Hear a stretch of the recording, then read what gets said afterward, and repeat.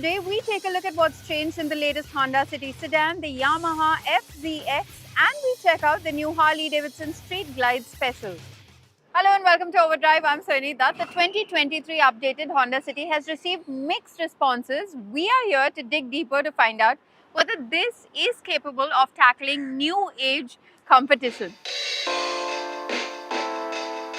The 5th generation Honda City was the first car that we reviewed during the pandemic. Back then, in June 2020, Honda made sure that each and every one of the test cars were disinfected inside and out before handing it over to the journalists. Back then, the aroma of a new car was replaced with the unnerving smell of sanitizers. It's been 3 years since. The pandemic has been declared an endemic. You and I may not be very serious about these kind of safety protocols anymore, but Honda, they have actually ended up upping their safety standards for the new city. How typically Japanese. As a part of an early midlife makeover, the entire Honda City lineup is now equipped with ADAS functionality, which in 2022 was the preserve of the Honda City Hybrid. The lineup itself has shrunk. The iD-Tech diesel, which was once the magic bullet for Honda India, has now been axed in the wake of the more stringent BS6 Phase 2 norms. Making that engine compliant for these more stringent norms just doesn't make financial sense anymore. Now the hybrid, it does aim to overshadow that diesel or the void left by the diesel in some way. To that effect, they've also introduced the hybrid now in the lower V trim level to make it a lot more accessible than before. Have they done enough though? At least in terms of the design, I think they could have done more. Not everyone wants radical looking cars. There are many who still appreciate an elegant face, many who still appreciate good proportions. And from that point of view, the Honda City continues to be a very good looking car. It's also got excellent proportions. It doesn't look disproportionately tall like some of its European competition. And it's still the longest car in the segment.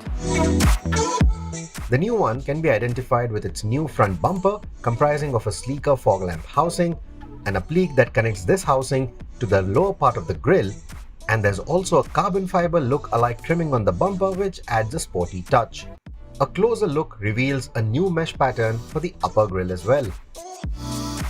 A boot-lid spoiler is now a standard fit on the range topper trims, and the rear bumper gets a garnish that is similar to the front. The alloy wheels also see new designs, both in the 16-inch and the mid-level 15-inch sizes. The tyre sizes, however, remain unchanged, though I think they should have moved to a 195 section at least for the top-end variants. The cabin design is virtually unchanged, meaning you continue to get a cabin or a layout that looks and feels premium than most of its competition. The standard petrol trims use forward inlays, while the hybrid chooses a sportier carbon fiber look. Other enhancements to the cabin include a new frameless rear-view mirror, wireless connectivity for Android Auto and Apple CarPlay, and a complementing wireless charging pad too, which is fixed in the tunnel console of the hybrid. At the same time, in the petrol variant, it is detachable and powered via the conventional 12-volt socket. Had the cable been longer, it could have been usable in the rear seat as well. The brochure will tell you that the length of this Honda City has increased by 34 millimeters. That's quite a big number. But that increase in length is purely coming from the redesigned bumpers front and rear. There's no change to the cabin space as such. Of course, the cabin space was never a complaint with the current generation Honda City. I think the knee room, the leg space, everything is quite nice. With the seat set to my preference, just look at the kind of room that I have. I like these two reading lamps here. I like the kind of space that I get. I like the kind of visibility that I get outside of the windows. So overall, I'm pretty happy. The front seats are large and supportive as before, but it was high time Honda introduced ventilated seats, especially given the fact that it is such a nice driver's car too. After driving all these turbocharged sedans for the last year, it's good. It's a good feeling to get back into a car that has a naturally aspirated engine. We've always loved that 1.5 litre from Honda, right? It's like that iconic engine. A 1.5 litre petrol with a Honda City just works. There's some charm to it. And that remains unchanged even with the facelift because the powertrains haven't changed at all. rev-happy engine with a slick gearbox and a light clutch will put a smile on the faces of most petrol heads. And the good news is that this engine complies with all the stringent BS6 Phase 2 norms without any drop in power or torque. Even the hybrid system, it remains unchanged, the tuning remains unchanged. On the brochure, you might notice a slightly higher claimed fuel economy figure, but that's purely to do with a slight bit of a change in the testing parameters for the area or for the testing agencies. It's nothing to do with the tuning of the powertrain. It continues to work with an EV only or a series hybrid or a parallel hybrid system. And it is, I think, the more responsible powertrain to go for, or the powertrain to go for if you really need that long distance range. If you purely are looking for driving fun, despite the electrical assistance and everything, I think the 1.5 petrol is still what I would choose. The big news for this update, however, is the inclusion of Honda's sensing ADAS functions in the petrol variants too.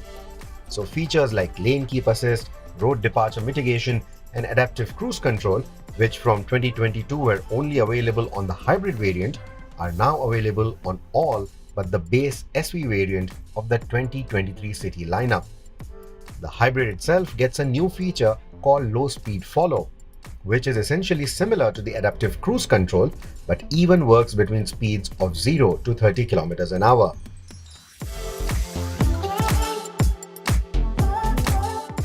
So what do you think about the new Honda City and its upgrades and its new pricing? Well, I quite like the fact that Honda has introduced this new S variant so that the pricing remains accessible, the entry point remains accessible for anyone who wants to choose a mid-size sedan over the crossovers. The second thing that I like is the introduction of the V trim with the hybrid. As of last year, the hybrid was still exclusive to the top-end trim, which meant that it was still out of the reach for a lot of people. But the V trim now with that relatively more accessible price point is a very good thing. The Honda City's updates may seem minimal on the face of it, but the inclusion of better safety features like the ADAS tech on most of the trims and also the introduction of the hybrid powertrain on a mid-level trim makes the new City a better deal than before. The new age competition, however, will certainly give the City a tough time, but the fact remains that it is one of the safest, roomiest and most fuel-efficient mid-size sedans that you can buy in the segment right now. Well, the updated Honda City, as always, goes up against the likes of the Skoda Slavia, the Volkswagen Virtus, the Hyundai Verna, and also the very reliable Maruti Suzuki Ciaz. We'll, of course, bring you a comparison test pretty soon. Until then, we'll take a very quick break here on the show. But coming up on the other side, we tell you all about the updated Yamaha FZ-X. Welcome back. You're watching Overdrive. Yamaha has recently updated its low-capacity motorcycles, which are on sale in India. We recently got a chance to ride the Yamaha FZ-X in Jaipur in Rajasthan City. The motorcycle now comes with a new paint scheme. It also gets LED indicators and traction control.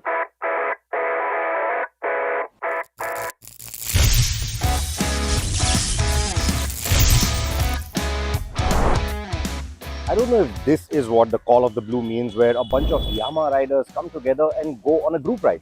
I don't know if it means that or not. Anyway, we are here to ride the new FZ-X. It's updated for 2023. It hopes to justify its tall asking price. So let me quickly show you what those changes are. Come take a look.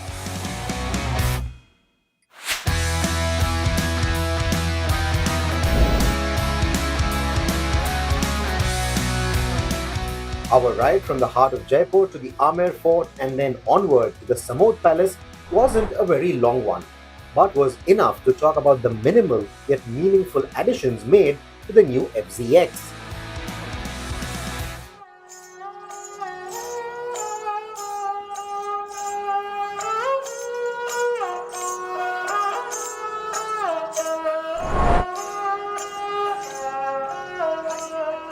Let's address the elephant in the room, shall we?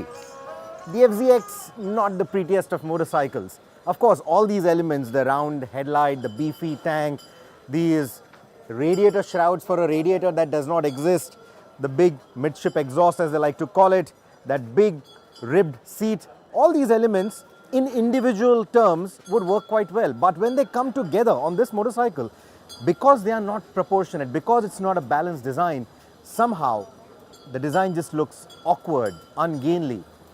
However, the masses seem to love it. They have been literally lapping this motorcycle.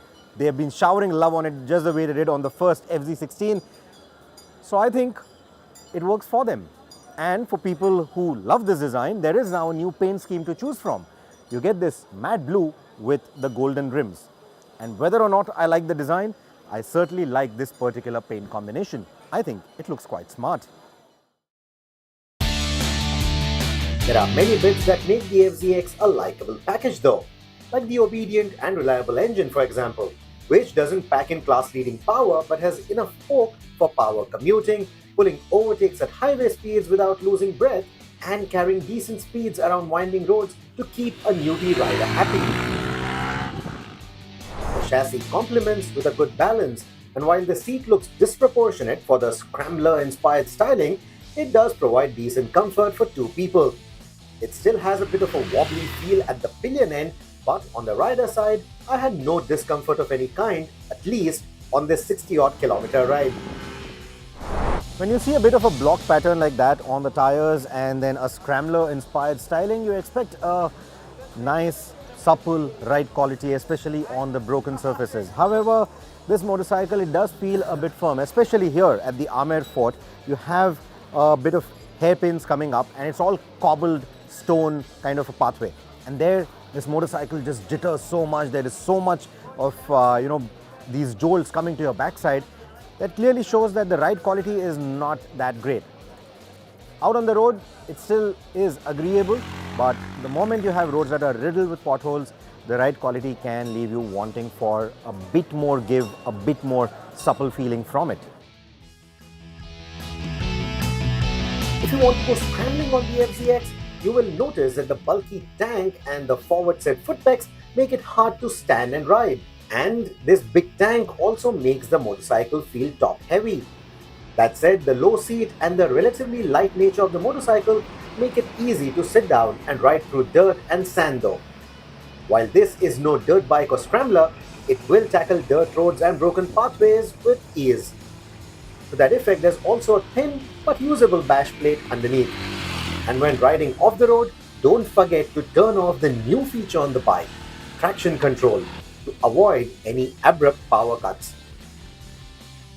The changes aren't purely cosmetic. There are some mechanical changes too, especially in the safety department.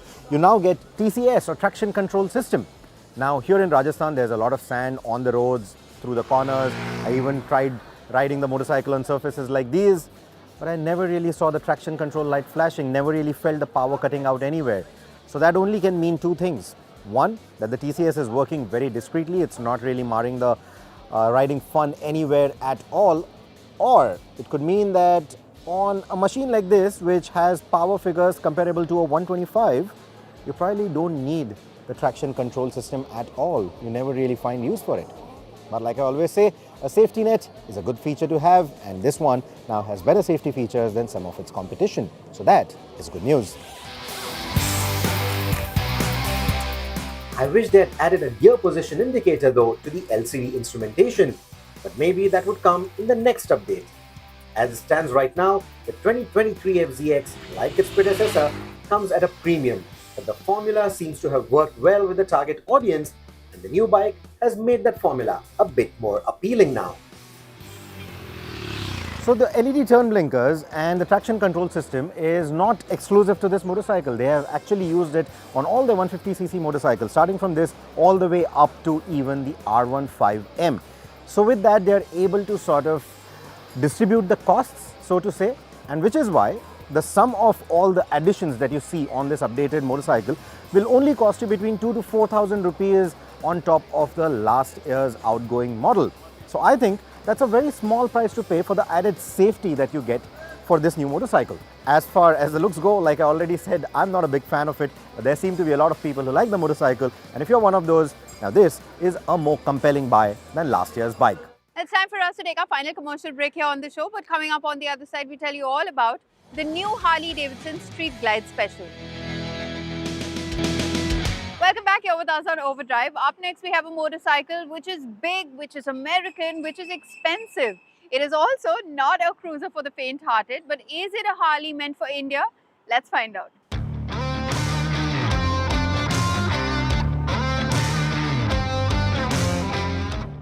Yes, there are many ways you can spend 35 lakhs of your precious hard-earned money. You could do up your house, make it a lot more fancy. You could invest that money in a luxury SUV or a compact sedan. Or for your motorcycles, you could invest in this Harley-Davidson Street Glide Special. Now, this is one of the 2 touring models that the company have on offer in India, and I've spent a good amount of time with this motorcycle. Now, without wasting any more time, let's get right to it. This bike is a proper big American bagger. It's absolutely massive with the attitude to match. Now, you have this enormous batwing fairing up front, which covers the entirety of the wide handlebar while protecting your torso from the brunt of the wind as you surge forward. There's even a vent in there that allows some wind to get through to your helmet, so you don't feel like you're being punished for some godforsaken reason. This fairing comprises the Boom GTS infotainment system, which is fantastic, and it comes with speakers and a screen and a very sweet set of analog dials to match. Moving further behind, there's big leather seats that provide you and your pillion with a generous amount of seating room over long distance rides. The good thing with this 2022 Harley model is that it has a good mix of chrome parts, blacked out engine bits, and brightly colored metal parts and panels that really catches your eye for all the right reasons. This isn't one of those overloaded with chrome models, and it looks very classy in comparison. And there's a lot of top quality on show here, from the crisp infotainment system and the paint quality down to the neat and tidy levels of fit and finish.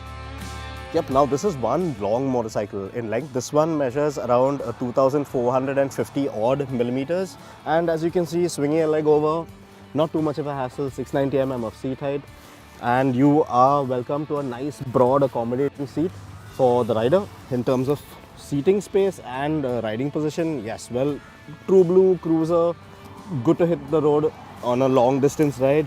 You're seated nicely in the middle of the motorcycle, and not too aggressive, not too laid back, but a very upright riding position. The handlebars are bent back a bit, which is nice and comfortable, and yes, you will really enjoy long rides on this motorcycle. Well, overall, a good motorcycle to really hit the road, get out on the open highway and enjoy a nice long touring ride.